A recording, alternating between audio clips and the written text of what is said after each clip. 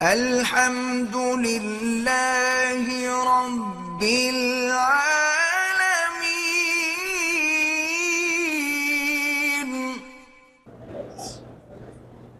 میاں سلمان پاکستان سے ہوں۔ میں اپنے والد صاحب کی طرف سے حج بدل کر رہا ہوں، تو کیا اس حج میں قربانی ضروری ہے؟ اگر حج بدل ہے، حج افراد، پھر ضروری نہیں ہے۔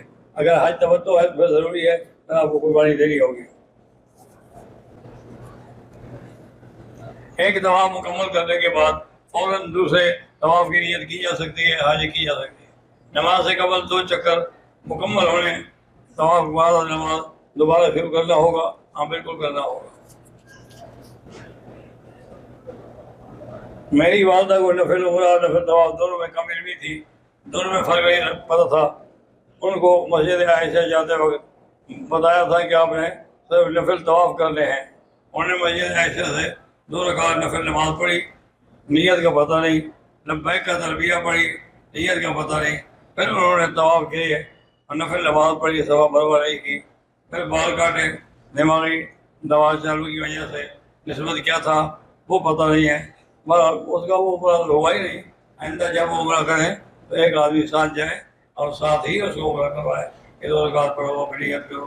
اب اس کو پتہ ہی نہیں بیچارے وہ کیا کرے۔ میری کمر میں درد رہتا ہے، زمزم پی کے دعا بھی کریں اللہ سے۔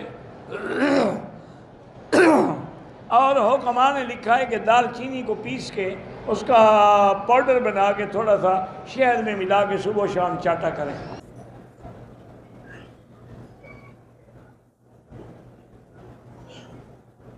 عمرہ کرنے کے بعد اس طرح مشین لگانی چاہیے، سب سے افضل تو وہی ہوتا ہے نا، اس طرح پھروایا جائے، نہیں تو اس کے بعد یہ ہے کہ مشین پھروائی جائے۔ 1 انچ سے زیادہ ہوں بال، پھر حلق یا قصر جو چاہے کرا سکتے ہیں۔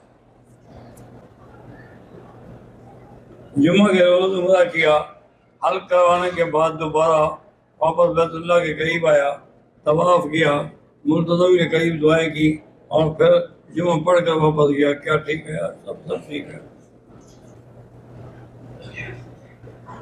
میں 15 رمضان کو زکوٰۃ کا حساب کرتا ہوں۔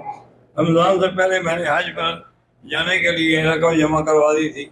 اب جمع خراجات حج کے دنوں میں ہوں گے یا جو شاپنگ وغیرہ پر خرچ ہوں گے، تو کیا وہ رقم بھی زکوٰۃ کے حساب ہے؟ بالکل، جو رقم تمہاری ہے وہ زکوٰۃ کے حساب ہے۔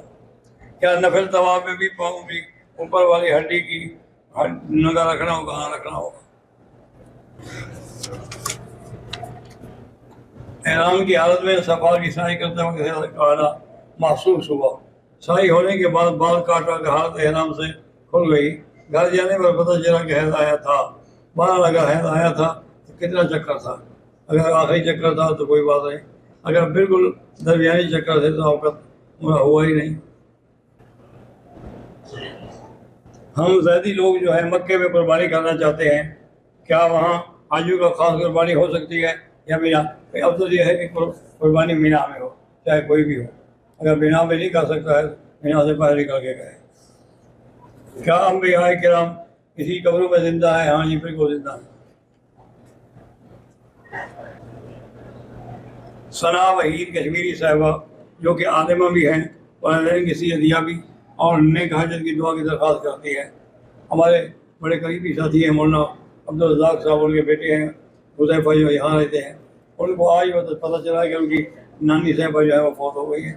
اللہم اغفرھا وارحمھا وتجاوز عنھا وادخلھا فی الفردوس الاعلیٰ۔ میری بیٹی عزیز فاطمہ بہت بیمار ہے، اللہ شفا عطا فرمائے۔